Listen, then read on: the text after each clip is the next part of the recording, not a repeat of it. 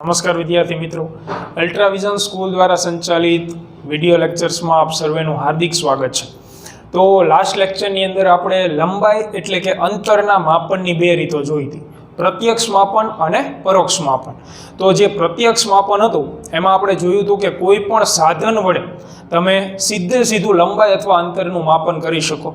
બરોબર છે. ઉદાહરણ આપેલું હતું કે દરજી જે માપન કરે લંબાઈનું એ પ્રત્યક્ષ માપન ગણાય. એવી જ રીતે પરોક્ષ માપનમાં શું હતું, તો કોઈ એક સ્થાન અથવા સંદર્ભ સ્થાનની સાપેક્ષે અંતર માપવામાં આવે. બરોબર છે. એમાં પણ આપણે એક્ઝામ્પલ આપેલું હતું કે કોઈ પણ વ્યક્તિ જે છે એની તમે હાઇટની કમ્પેરિઝન કરી શકો. અને જે પરોક્ષ માપનની રીત છે એના વડે લાંબા અંતરનું અથવા તો ખૂબ જ વધારે પડતા મોટા અંતર હોય એનું માપન શક્ય બને. તો જે પરોક્ષ માપનની રીત છે એ ગ્રહો વચ્ચેના અંતર માટે ઉપયોગી ગણાય. તો આજે આપણે એમાંથી એક રીત ભણીશું, દ્રષ્ટિ સ્થાન ભેદ કોણની રીત, જે પરોક્ષ માપનમાં આવે છે. બરોબર છે. આ જે રીત છે એ પરીક્ષામાં પૂછાવા લાયક પ્રશ્ન, મહત્વનો પ્રશ્ન છે. આના લગતા આપણે દાખલાઓ પણ ગણીશું. બરોબર છે. એટલે વ્યવસ્થિત ધ્યાન આપજો આમાં. તો સૌથી પહેલો પોઈન્ટ કે આ રીતનો ઉપયોગ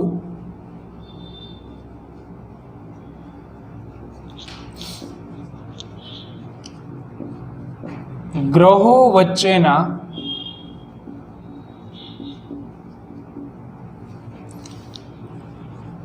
અંતરો મેળવવા માટે થાય છે. કોઈ પણ ગ્રહ વચ્ચેનું આપણે અંદાજિત અંતર મેળવવું હોય તો આ મેથડનો ઉપયોગ થાય. હવે આપણે જોઈએ કે કઈ રીતે આનો ઉપયોગ થાય છે. તો એના માટે આપણે એક આપણો ગ્રહ લઈ લઈએ, એટલે કે પૃથ્વી. હવે ધારો કે અહીંયાથી આપણે બીજા કોઈ ગ્રહનું અંતર માપવું છે, પૃથ્વી ઉપર બેઠા બેઠા ગ્રહ અથવા ઉપગ્રહ. તો અહીંયા કોઈ એક ગ્રહ છે જેને આપણે સંજ્ઞા આપી દઈએ પી, પ્લાનેટ. અહીંયાથી આ ગ્રહનું અંતર આપણે અંદાજિત અંતર, આ બધી બાબતો એવી છે કે પરફેક્શન ઉપર ન ચાલે. આમાં તમને વેરિએશન જોવા મળે. કોઈ વ્યક્તિ એમ કે 5000 કિલોમીટર અહીંથી ચંદ્ર દૂર છે, બીજો વ્યક્તિ એમ કે 5010 કિલોમીટર દૂર છે. તો 25, 50, 500 કિલોમીટરનું વેરિએશન આવે છે, કારણ કે પ્રિડિક્શન વાળી વસ્તુ છે, અંદાજો લગાવવાની વસ્તુ. બરોબર છે. તો હવે આપણે આમાં સ્ટેપ બાય સ્ટેપ જોતા જઈએ કે પૃથ્વીથી આ ગ્રહનું અંતર કઈ રીતે મળે. તો સૌથી પહેલા પૃથ્વી પર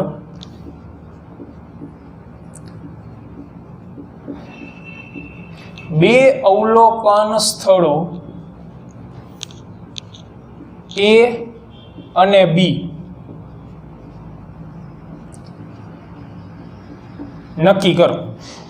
તો અવલોકન સ્થળ તમારે એવા પસંદ કરવાના. અવલોકન સ્થળ એટલે શું કે જે જગ્યાએથી તમારે ગ્રહનું શું કરવાનું હોય, અવલોકન, નિરીક્ષણ. ટૂંકમાં ટેલિસ્કોપમાંથી તમારે એ ગ્રહને જોવાનું. એવા તમારે બે સ્થાન નક્કી કરવાના પૃથ્વી ઉપર. પણ સ્થાન એવા લેવાના કે જેથી એ બે સ્થાન વચ્ચેનું જે અંતર છે એ મેક્સિમમ. તો પૃથ્વીમાં મેક્સિમમ દૂરમાં દૂર રહેલા અંતરો શું ગણાય, એના વ્યાસાંત બિંદુઓ. વ્યાસાંત એટલે વ્યાસના અંત્ય બિંદુઓ. એટલે એક સ્થાન હું અહીંયા નક્કી કરી લઉં કે આ જગ્યાએથી ગ્રહનું અવલોકન કરીશું. તો બીજું સ્થાન આનાથી શક્યતમ દૂર હોય એવું કઈ જગ્યાએ આવશે, તો સામેની સાઈડ, એટલે કે આવડું આ સ્થાન. તો આ બંને અવલોકન સ્થાન છે. અહીંયાથી આપણે વારા પરથી આ ગ્રહનું શું કરીશું, અવલોકન. બરોબર છે. તો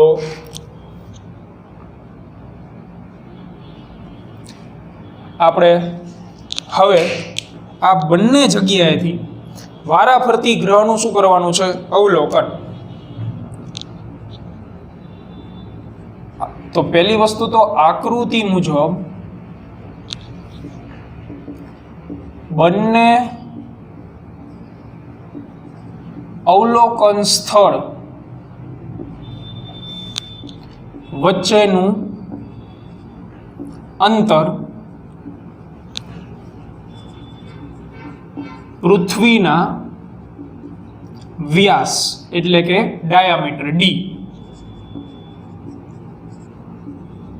જેટલું છે.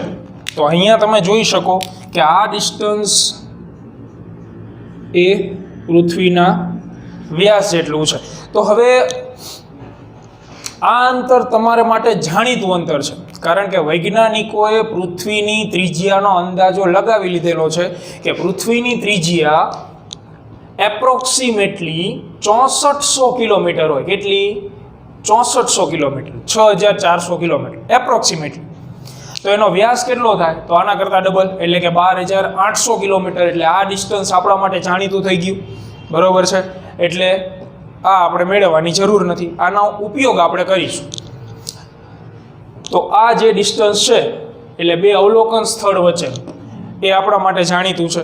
હવે બંને અવલોકન સ્થળેથી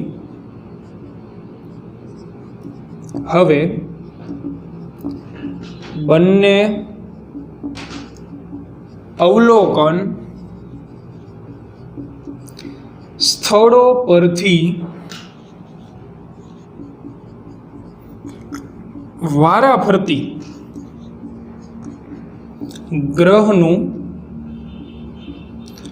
અવલોકન અથવા તો નિરીક્ષણ કરવામાં આવે છે.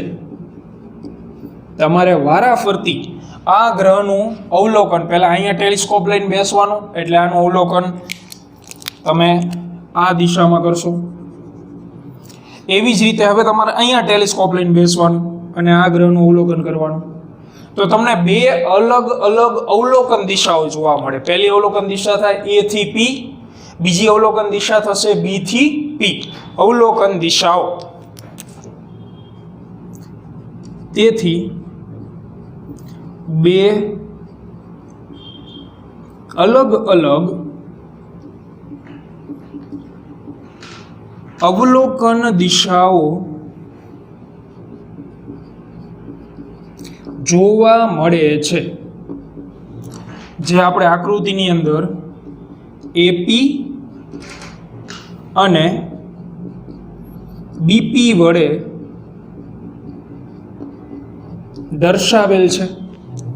આપણી આકૃતિમાં AP અને BP જે છે એ અવલોકન દિશાઓ છે. તો ઇનડાયરેક્ટલી તમે પૃથ્વીથી ગ્રહ વચ્ચેનું અંતર અમે ગણી શકો. A થી P એટલે પૃથ્વીથી ગ્રહ વચ્ચેનું અંતર, B થી P તો એ પણ પૃથ્વીથી ગ્રહ વચ્ચેનું જ અંતર થઈ. તો આને આપણે સંજ્ઞા આપી દઈએ, ધારો કે small r, that is also small r. અહીંયા આ જગ્યાએ કંઈક ખૂણો બને છે. તો આ જે એંગલ છે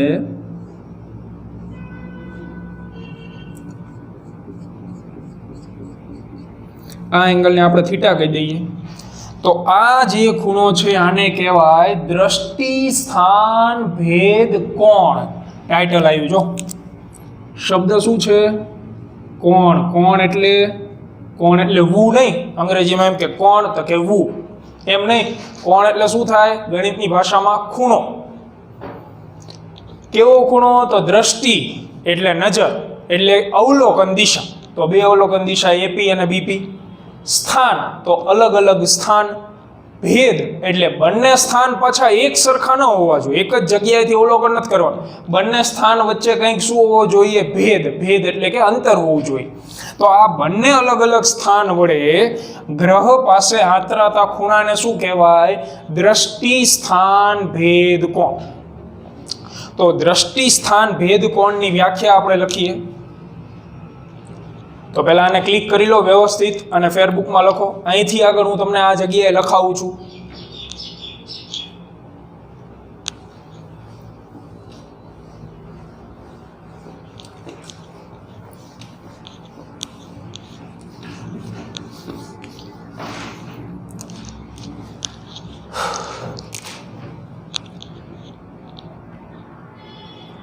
તો AP અને BP એટલે કે બંને અવલોકન દિશાઓ વચ્ચે કંઈક ખૂણો બને છે, જેને દ્રષ્ટિ સ્થાન ભેદ કોણ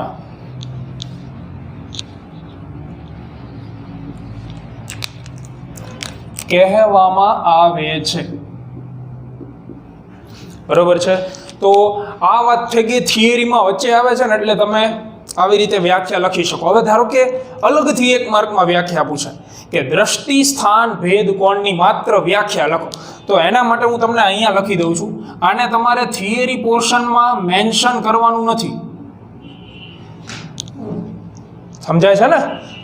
અહીંયાથી આગળ જે હું તમને આ રેડ પેનથી વ્યાખ્યા લખી દઉં છું એ તમને અલગથી એક માર્કમાં પૂછાય તો જ લખવાની. બાકી તમને આ 2 માર્કમાં થિયરી પૂછાણી હોય દ્રષ્ટિ સ્થાન ભેદ કોણ વાળી, તો તમારે આ રેડ પેનથી લખેલી વ્યાખ્યા વચ્ચે લખવાની કોઈ જરૂર છે નહીં. અલગથી પૂછાય તો જ. તો દ્રષ્ટિ સ્થાન ભેદ કોણ એટલે પૃથ્વી પરના કોઈ 2 સ્થળો પરથી ગ્રહનું અવલોકન કરતા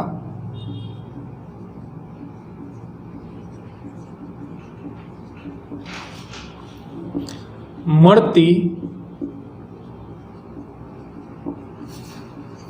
અવલોકન દિશાઓ વચ્ચે બનતા ખૂણાને દ્રષ્ટિ સ્થાન ભેદ કોણ કહે છે.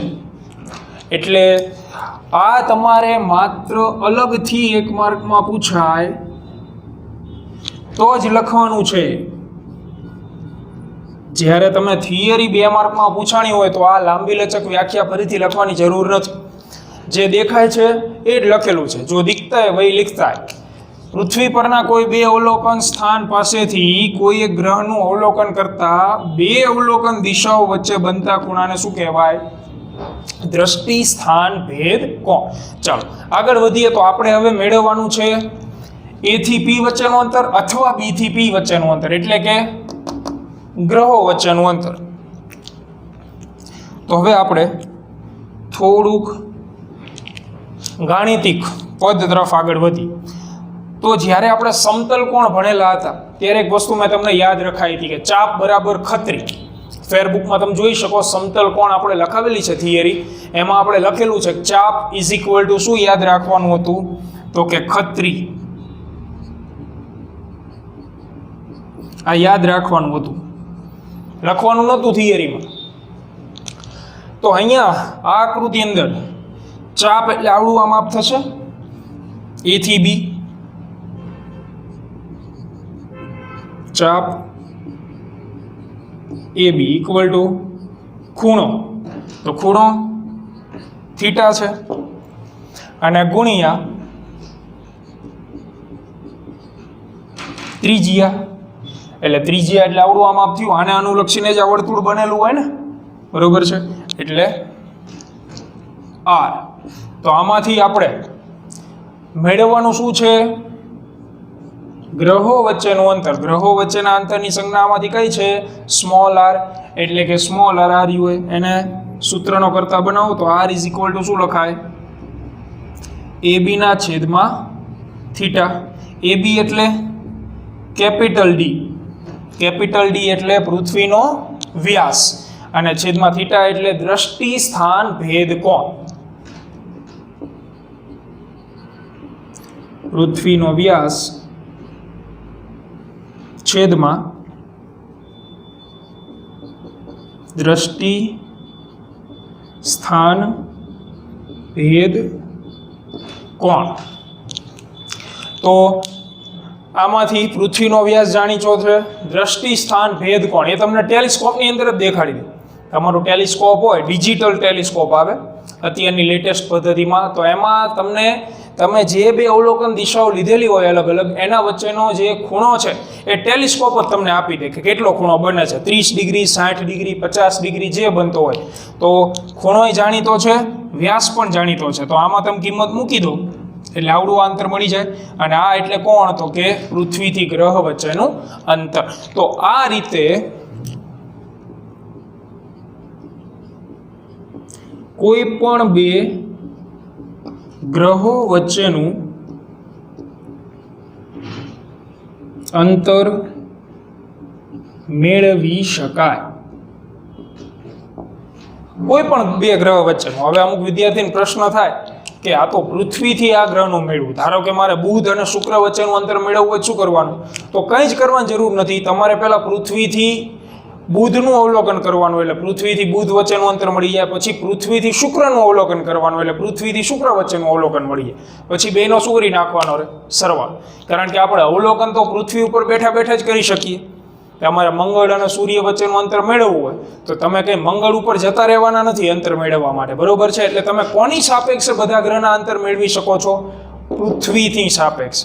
એટલા માટે જ દ્રષ્ટિ સ્થાન ભેદ કોણની રીત એ સાપેક્ષ જે લંબાઈનું માપન છે એની એક રીત છે કે જેમાં બધા ગ્રહોના જે અંતરો છે એ પૃથ્વીની સાપેક્ષે આપણને જોવા મળે, બરોબર? તો આને વ્યવસ્થિત રીતે લખી નાખવી. આ વ્યાખ્યા અલગથી પૂછાય તો જ લખવાની છે, થિયરીમાં લખવાની કોઈ જ જરૂર નથી. થિયરી માત્ર 2 માર્કમાં જ પૂછાય. તો આને પૂર્ણ કરીએ આપણે દ્રષ્ટિ સ્થાન ભેદ કોણની રીત. પછી આગળ વધીએ. પહેલા આને લખી નાખો વ્યવસ્થિત.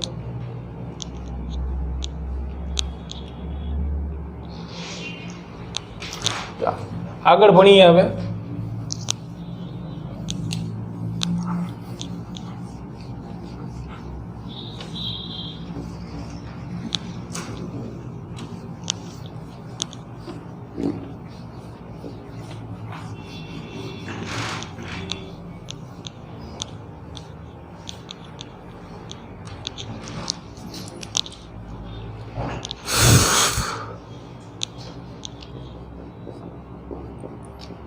જે તે ગ્રહનું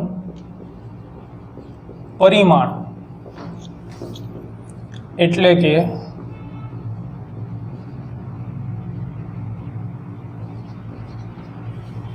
વ્યાસ મેળવવાની રીત.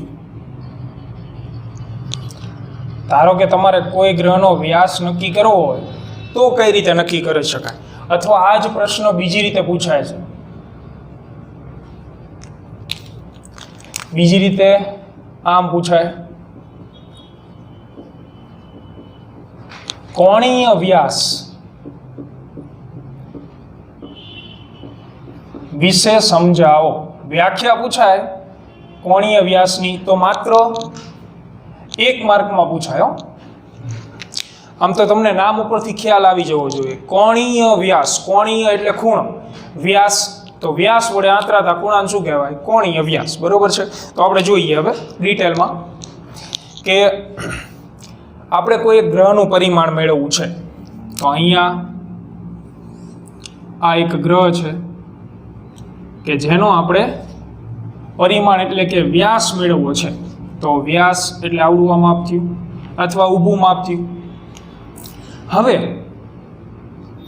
આને આપણે નામ આપી દઈએ પ્લાનેટ પી. તો આ પહેલો જ ગ્રહ છે. હમણાં આગળના આપણે થિયરીમાં જોયું જે પૃથ્વીથી ગ્રહ વચ્ચેનું અંતર મેળવી ગયેલા હતા એ જે ગ્રહ હતો ને એ જ ગ્રહ આને લઈ લઈએ, બરોબર છે? તો આવડો આ ગ્રહ, આ છે એનો વ્યાસ, એને આપણે કહી દઈએ સ્મોલ ડી, અને અહીંયા છે પૃથ્વી.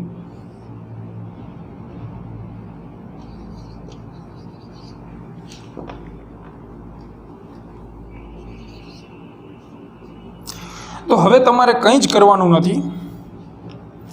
દ્રષ્ટિ સ્થાન ભેદ કોણમાં તમે પૃથ્વી ઉપર 2 અવલોકન સ્થળ નક્કી કરેલા હતા. આમાં તમારે એક જ જગ્યાએ બેસવાનું, ખુરશી નાખી આ જગ્યાએ. આને પી કહી દઈએ, આ ક્યુ. તો હવે તમારે વારાફરતી પહેલા એ બિંદુએથી આ ક્યુ એટલે કે આ જે વ્યાસ છે એના એક છેડાનું અવલોકન કરવાનું. પછી આ જ જગ્યાએથી એના બીજા છેડાનું અવલોકન કરવાનું. એટલે દ્રષ્ટિ સ્થાન ભેદ કોણની રીત અને કોણીય વ્યાસની રીત બેયમાં મોટો તફાવત એ છે કે દ્રષ્ટિ સ્થાન ભેદ કોણમાં તમે પૃથ્વી ઉપર 2 અવલોકન સ્થળ નક્કી કરો છો, જ્યારે કોણીય વ્યાસ વખતે તમે પૃથ્વી ઉપર માત્ર એક જ અવલોકન સ્થળ ઉપર રહો છો. તો આ જગ્યાએ ખૂણો આંતરાય છે. આ ખૂણાને કહેવાય કોણીય વ્યાસ. કોક વ્યાસ વડે આંતરાતા ખૂણાને શું કહેવાય? કોણીય વ્યાસ. તો આ ખૂણો કોના વડે આંતરાય છે વિદ્યાર્થી મિત્રો? ગ્રહના વ્યાસ વડે. એટલા માટે આને કહેવાય કોણીય વ્યાસ. તો તમે હવે આ અંતર જે છે એ તો જાણો જ છો. આ અંતર આપણે કઈ રીતે મેળવી ગયેલા હશું? દ્રષ્ટિ સ્થાન ભેદ કોણની રીતે, જે હમણાં આગળના આપણે થિયરી લેક્ચર્સમાં જોયું, આગળની થિયરીમાં, કે આ જે ડિસ્ટન્સ છે એ તો આપણે મેળવી લીધું હતું. એટલે આ અંતર ખબર છે. ખૂણો તો એ તો ટેલિસ્કોપ આપે છે આપણને. ખૂણો તમને ટેલિસ્કોપ કહી જ દે, એમાં તમને મળી જાય, ખૂણાનો કોઈ પ્રશ્ન રહે નહીં.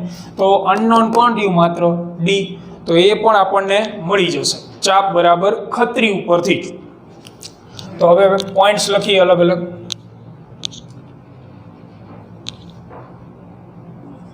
આપણે કોઈ ગ્રહ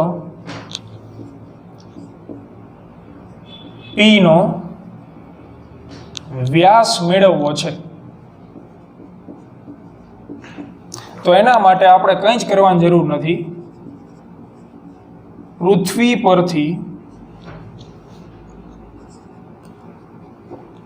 આ ગ્રહના વ્યાસાંત બિંદુઓ, વ્યાસાંત બિંદુઓ એટલે સંધિ છૂટી પડવાની. વ્યાસાંત એટલે વ્યાસના અંત્ય બિંદુઓ. આ ગ્રહના વ્યાસાંત બિંદુઓ, આ જે ગ્રહ છે એના વ્યાસાંત બિંદુઓ જે આપણી આકૃતિમાં P અને Q છે,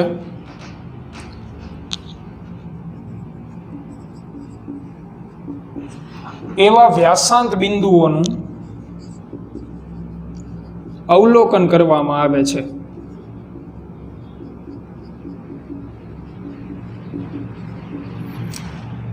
અને ગ્રહના આ વ્યાસાંત બિંદુઓ વડે જે પૃથ્વીના અવલોકન સ્થળ પાસે ખૂણો આંતરાય,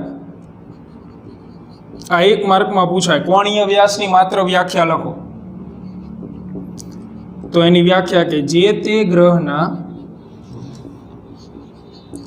વ્યાસ વડે પૃથ્વી પરના અવલોકન સ્થળ પાસે આંતરાતા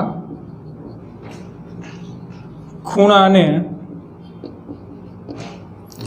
તે ગ્રહનો કોણીય વ્યાસ કહે છે. તો આને તમારે થિયરી લેક્ચર્સમાં, એટલે કે આ થિયરી પૂછાય તો આને લખવાની છે, બરોબર છે? કોણીય વ્યાસની વ્યાખ્યા સિમ્પલ થિયરી છે, કમ્પેરિઝન કરીને યાદ રાખશો તો જ રહેશે. દ્રષ્ટિ સ્થાન ભેદ કોણમાં પૃથ્વી ઉપર કેટલા અવલોકન સ્થાન હોય? 2. કોણીય વ્યાસમાં પૃથ્વી ઉપર કેટલું અવલોકન સ્થાન હોય? માત્ર 1. બાકી માત્ર વાર્તા લખવાની છે કે અહીંયાથી આપણે ગ્રહના વ્યાસાંત બિંદુનું અવલોકન કર્યું. ઓલી વખતે આપણે પૃથ્વીના વ્યાસાંત બિંદુએથી ગ્રહનું અવલોકન કરતા હતા. તો આ કોણીય વ્યાસ થઈ ગયો. કોણીય વ્યાસ એટલે એક પ્રકારનો ખૂણો, જેને આપણે અહીંયા સંજ્ઞા આપેલી છે આલ્ફા. તો હવે આપણે આ લખાણ લખી લીધું. હવે માત્ર મેથેમેટિકલ સ્ટેપ જોઈએ. તો આને પેલા ક્લિક કરી લો. હવે આપણે આમાં ચાપ બરાબર ખત્રી વાપરશું. એટલે અનનોન માત્ર આમાં એક જ છે, સ્મોલ ડી. આ આપણે દ્રષ્ટિ સ્થાન ભેદ કોણની રીતથી મેળવી ગયા હોય. આનું મૂલ્ય ટેલિસ્કોપ આપી દે.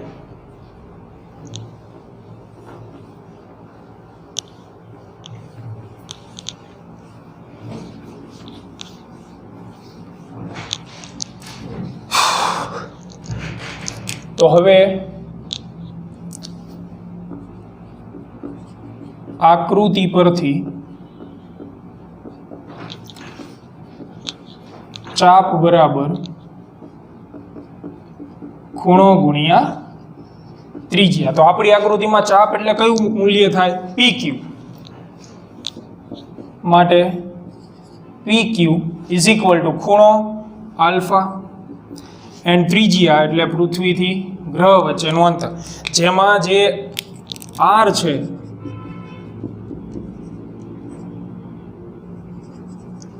પૃથ્વી અને ગ્રહ વચ્ચેનું અંતર એ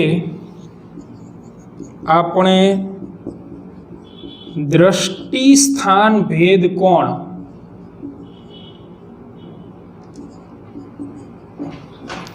ની રીતથી મેળવી ચૂકેલા હશું.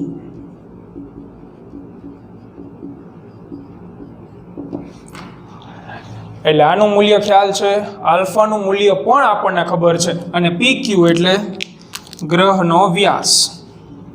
તેથી small d equal to alpha into R. એટલે ગ્રહનો વ્યાસ તમને ખૂબ જ સરળતાથી મળી જાય. તો આ થિયરી પણ મહત્વની છે. બે અલગ અલગ પ્રશ્ન સ્વરૂપે પૂછાઈ શકે. કોણીય વ્યાસ એટલે શું, જો અલગથી એક માર્કમાં પૂછાય. વ્યાખ્યા બંને મહત્વની. દ્રષ્ટિ સ્થાન ભેદ કોણની વ્યાખ્યા IMP છે 1 માર્ક માટે. કોણીય વ્યાસની વ્યાખ્યા પણ ખૂબ જ મહત્વની છે. તો હવે આપણે ખૂણાના અલગ અલગ એકમો જોઈશું. ડિગ્રી આવે, મિનિટ આવે, સેકન્ડ આવે, રેડિયન આવે. એની ચર્ચા આપણે ખૂબ ડિટેલમાં કરવાની છે, જે તમારે ધોરણ 12માં પણ ડગલે ને પગલે આવશે. એટલે એની ચર્ચા આપણે નેક્સ્ટ લેક્ચરમાં રાખીએ એ પહેલાં આજે જે ચાલેલું છે એને સુવ્યવસ્થિત રીતે લખીને તૈયાર કરી નાખવું. ઝડપથી એક વખત રિકેપ જોઈ લઈએ. તો દ્રષ્ટિ સ્થાન ભેદ કોણની અંદર શું કરવાનું? તમારે પૃથ્વી ઉપર 2 અવલોકન સ્થળ પસંદ કરવાના. ત્યાંથી તમે કોઈ ગ્રહનું અવલોકન કરો એટલે 2 અવલોકન દિશાઓ આવે, એના વચ્ચેનો જે ખૂણો બને એને કહેવાય દ્રષ્ટિ સ્થાન ભેદ કોણ. જ્યારે ગ્રહનો તમારે વ્યાસ જોતો હોય તો પૃથ્વી ઉપર એક જ અવલોકન સ્થળ લેવાનું અને વારાફરતી ગ્રહના જે વ્યાસાંત બિંદુ હોય, વ્યાસના અંત્ય બિંદુ, એનું અવલોકન કરવાનું. એટલે તમને ગ્રહના વ્યાસનું માપ પણ સરળતાથી મળી જાય. બંનેમાં કોમન વસ્તુ આ રહીએ, ચાપ બરાબર ખત્રી. ઓલામાં શું હતું? ચાપ બરાબર ખત્રી. આમાં તમારે કરતા બનાવવાનો છે સ્મોલ d ને, ત્યાં આપણે કરતા બનાવેલો હતો R. જે મેળવવાનું હોય એને જ કરતા બનાવવાનું. તો અહીંયા આપણે આ 2 મેથડ પૂર્ણ કરીએ છીએ, બરોબર છે. તો આને વ્યવસ્થિત રીતે પાકી કરી નાખવી.